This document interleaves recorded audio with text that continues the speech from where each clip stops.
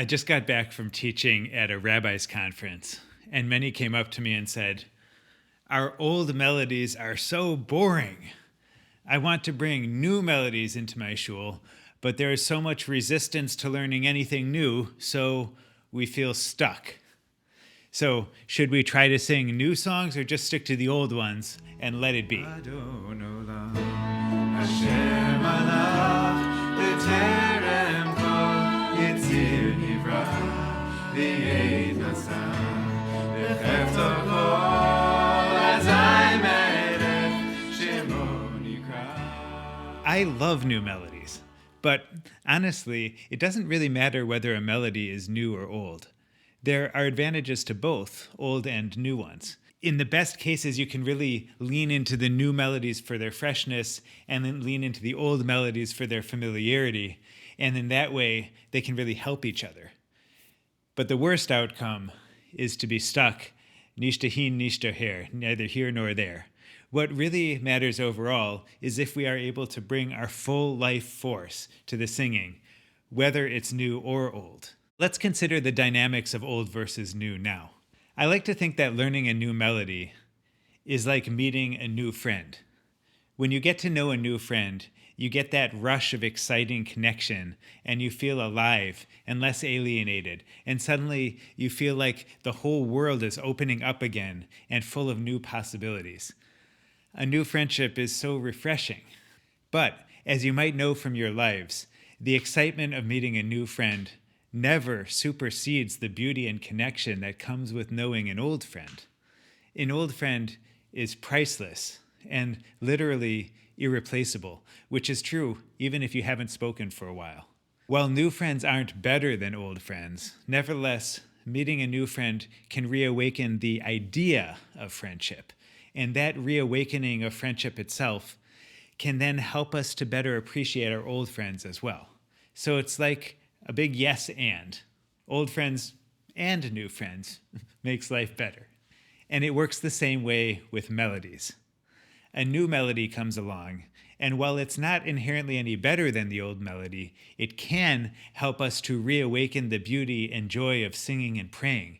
And so a new song might allow us to pour forth our souls with renewed life force, and then hopefully, we can go back to our old melodies and find that they too are waiting for us to rediscover them.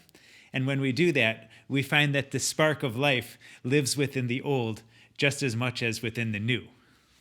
I love this classic line from the Psalms that says, "Shiru ladunai shir chadash," sing a new song to God.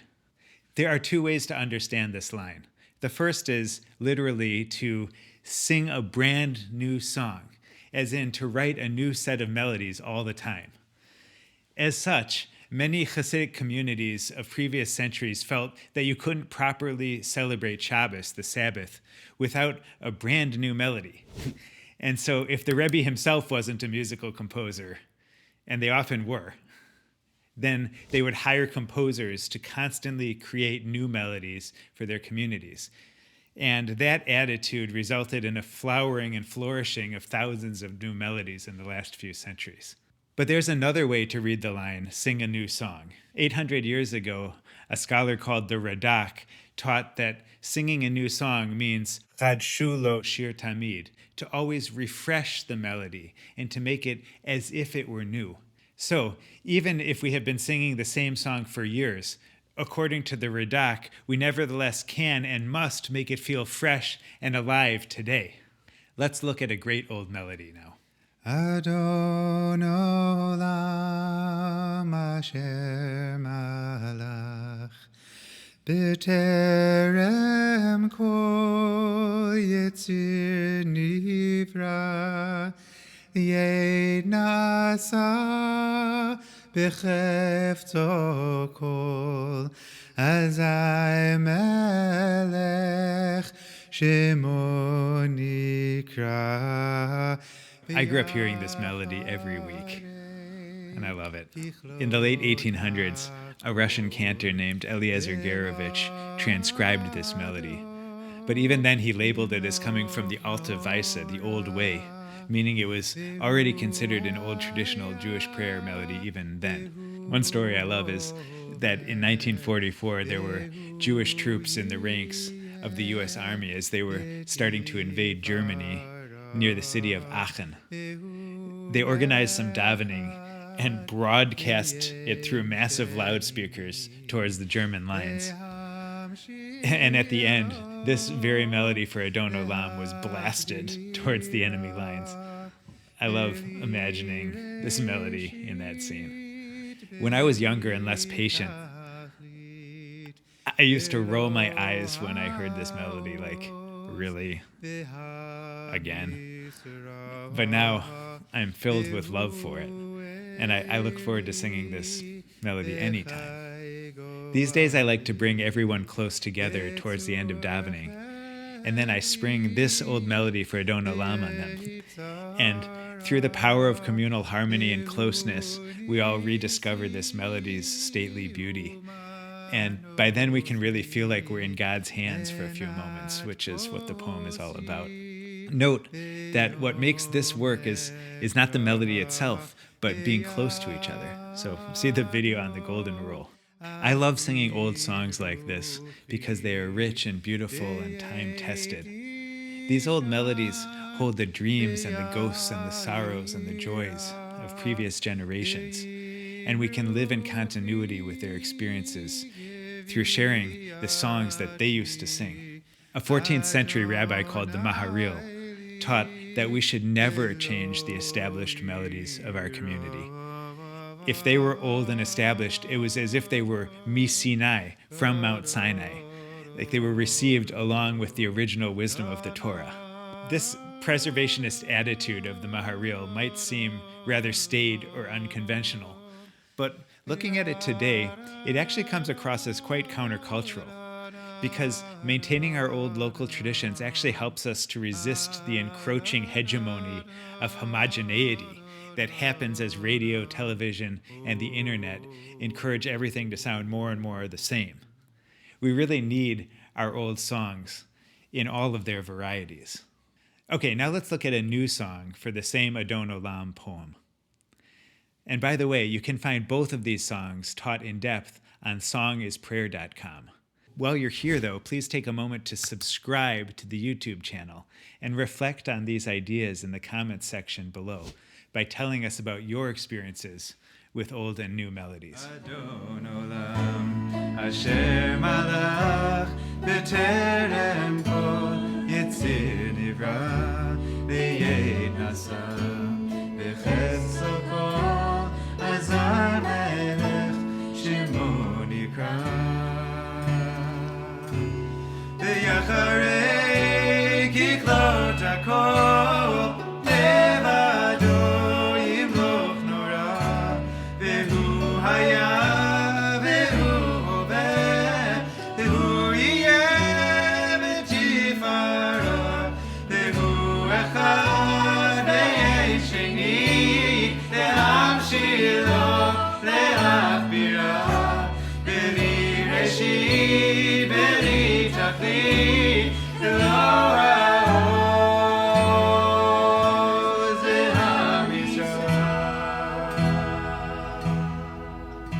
I wrote this melody, but honestly, I've never gotten around to singing it in davening. In fact, I've almost completely forgotten about it. Who would want to sing this song when you have that other great old Adon Olam to sing? Some people actually really do love this melody, and people have shared that they have sung it for years now in their shuls. And that's funny to me because it means that the younger folks growing up in certain synagogues today will later think of this melody as their own old boring melody for Adon Olam. Today's registration list will be tomorrow's yahrzeit list. Honestly, it wasn't until I wrote this new melody a decade ago that I really started to love the old melody again. So each young generation, to some extent, has to declare their creative independence from the old ways. And then, when that rite of passage is achieved, we are free to get on with getting old ourselves, and also to enjoy the old things as much as they should be enjoyed.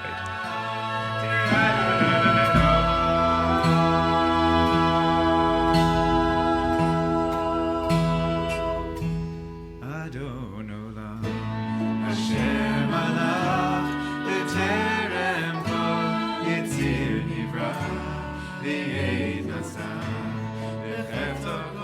So, in the end, it doesn't matter which melodies we sing, or whether they are new or old.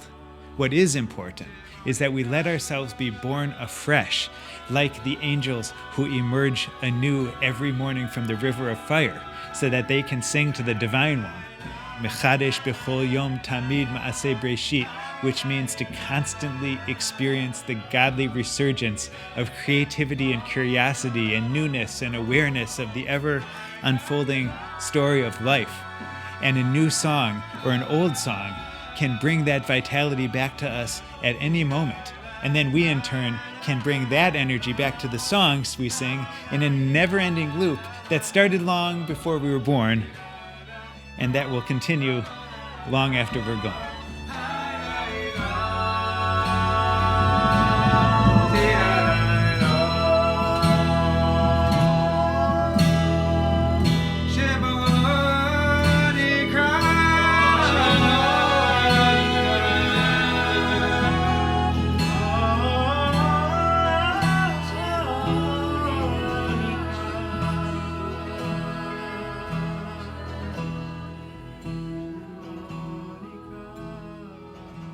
If you've been enjoying this, please like and subscribe to our YouTube channel below and leave a comment and tell us, what is it like for you to learn new melodies or to enjoy old melodies? And for even more connection, check out songisprayer.com to join our email list and to explore in-depth resources in Jewish spiritual music. The link is down below. See you next time.